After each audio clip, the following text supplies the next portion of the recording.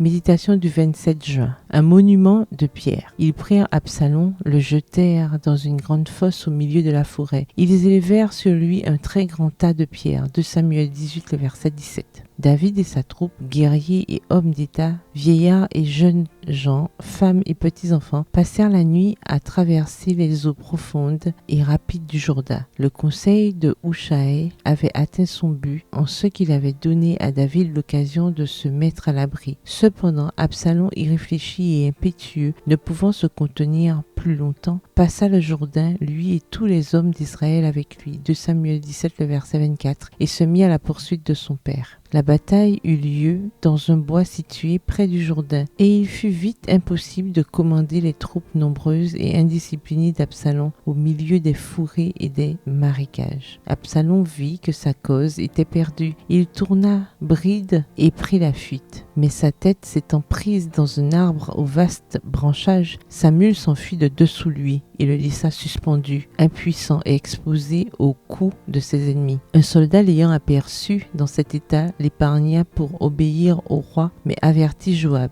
Celui-ci, qui avait vainement montré de l'amitié à Absalom en le réconciliant par 2 fois avec son père, saisit avidement l'occasion de faire disparaître l'auteur de cette calamité. Sans se laisser arrêter par aucun scrupule, Joab prit en main 3 épieux et les enfonça dans le cœur d'Absalom. 2 Samuel 18, le verset 14. Ainsi périrent les instigateurs de cette rébellion en Israël. Ahitophel se suicida. Absalom, dont la beauté avait fait l'orgueil de tout Israël, fut fauché à la fleur de l'âge, jeté dans une fosse et recouvert d'un tas de pierres en signe d'éternelle infamie. Lui qui s'était élevé un somptueux monument dans les jardins du roi n'a eu en guise de pierre tombale qu'un vulgaire monceau de pierre au fond des bois. Texte tiré du livre Patriarches et Prophètes au chapitre 72 aux pages 721 à 723. Bonne soirée, que l'Éternel vous bénisse.